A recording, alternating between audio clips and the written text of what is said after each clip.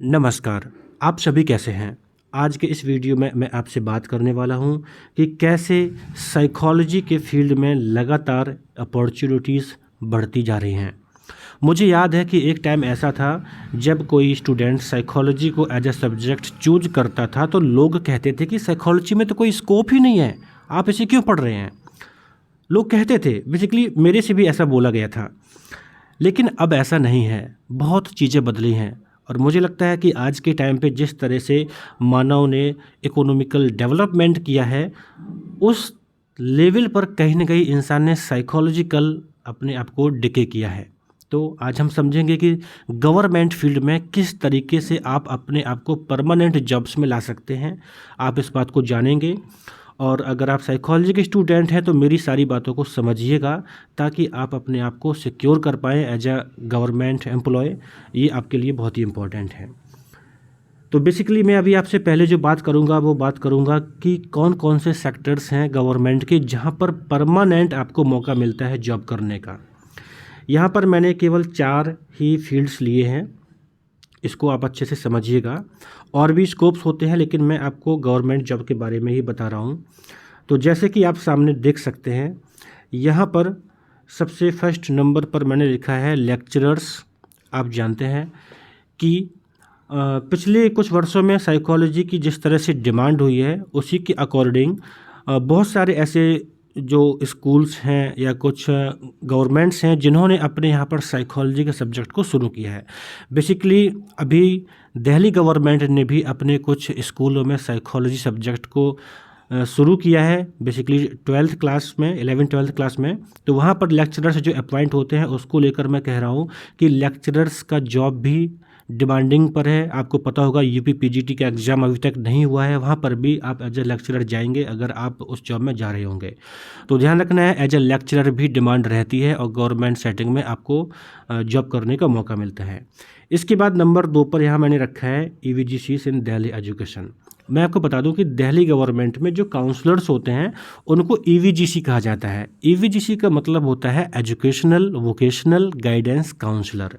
Basically अभी तक Delhi government के अंतर्गत जो भी काम करने वाले EVGC हैं वो PGT लेवल पर डायरेक्टली पहुंचते हैं, क्योंकि वो मास्टर्स करते हैं, उसके बाद गाइडेंस काउंसलिंग का डिप्लोमा करके पहुंचते हैं। तो अभी तक केवल एज अ PGT ही जाते हैं, वहाँ पर TGT का कोई स्कोप नहीं है एज अ EVGC।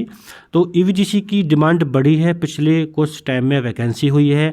अभी पिछली बार तो हालात ये था कि जो मेल कैटेगरी में जो वैकेंसी आए थे 198, उसमें सभी वैकेंसी फिल भी नहीं हो पाए थे। और अभी जितने भी बच्चे उसमें आ पाए थे उनका सिलेक्शन हुआ है और इसके बाद फिर से नई वैकेंसी आई थी और उस वैकेंसी का एग्ज़ाम नहीं हुआ है। अभी एग्ज़ाम होना था लेकिन किसी वजह से वो डेट कैंसिल हुई और फिर से एग्ज़ाम होगा। तो मैं बताना चाहता हूँ कि साइकोलॉजी की फील्ड में ही तो ये ग्रोथ है। एज अ EVGC आप परमानेंट जॉब में PGT पर पहुँचते हैं, ये बहुत बड़ी बात है। तो number 1, as a lecturers permanent जाने का मौका मिलता है। दिल्ली एजुकेशन सिस्टम में आपको as a EVGC directly PGT जाने का मौका मिलता है।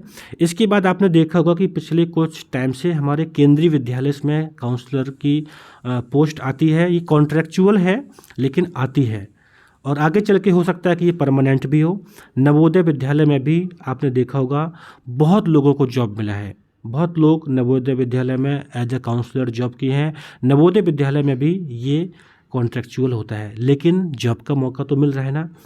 इसके बाद यहाँ पर ये जो 4th नंबर पर मैंने लिखा है, 4th नंबर पर जो है ये है साइकोलॉजिस्ट थ्रू NHM।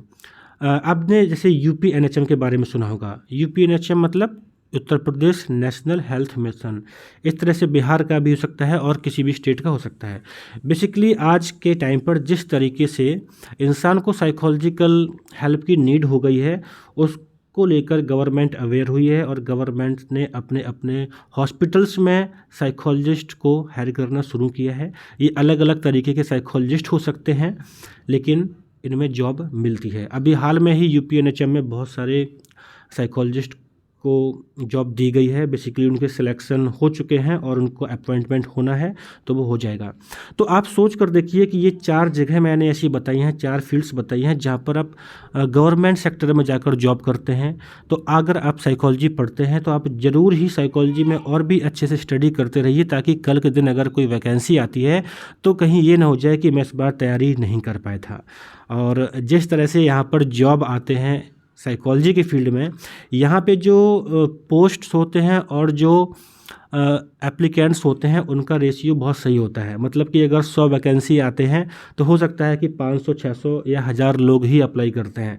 लेकिन अगर आप देखें किसी और जॉब में, लाइक एसएससी, पुलिस और किसी जॉब की बात करते हैं या टीचर्स की बात करते हैं जूनियर में या किसी और में, तो आप देखते होंगे कि वहाँ पे अगर 100 वैकेंसी हैं तो 10,000, 20,000, 1 लाख तक एप्लीकेंट्स होते हैं।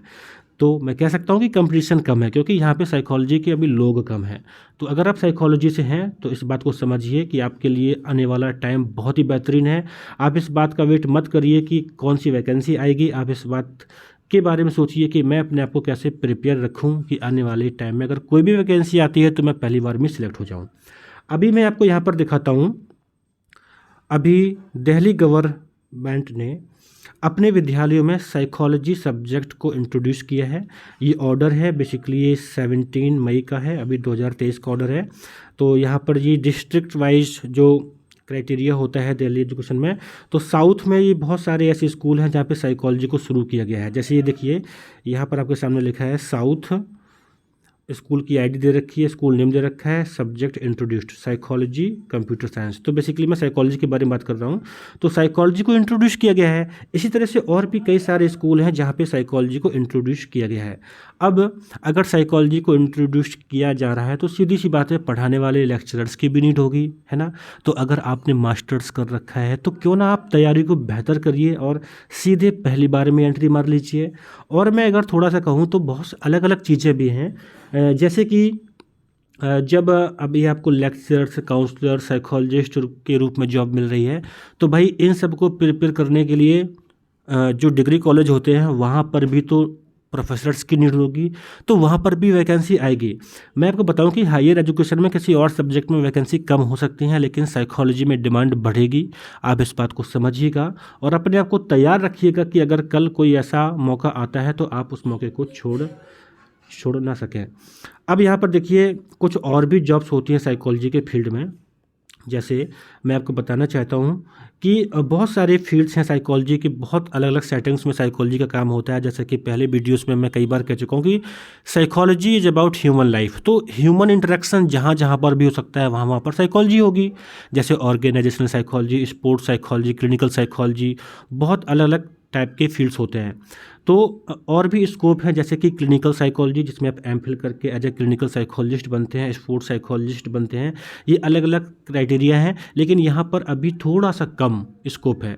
क्लिनिकल साइकोलॉजी का स्कोप तो काफ़ी बड़ा है, लेकिन स्पोर्ट्स साइकोलॉजी भी उतना डेवलप नहीं हुआ है, लेकिन फिर भी पहले की तुलना में अब डेवलप हुआ है। तो मैं आपसे कहना चाहता हूँ, अगर आप साइकोलॉजी के फील्ड से हैं या साइकोलॉजी पढ़ने का मन बना लिया है, तो बस आप नॉलेज को अपने पास रखिए। और मेरा ये प्रॉमिस है, मेरा जो आइडिया है कि आप 100% लाइफ में अपने आप को सिक्योर कर लेंगे, क्योंकि ये ऐसा सब्जेक्ट ही है जिसकी दिनों दिन डिमांड बढ़ती जा रही है। तो आप इन चीज़ों को ध्यान रखिएगा, मेरे साथ जुड़े रहिएगा कुछ ऐसी चीज़ों को जानने के लिए। सो थैंक यू, मिलता हूँ आपसे अगले वीडियो में।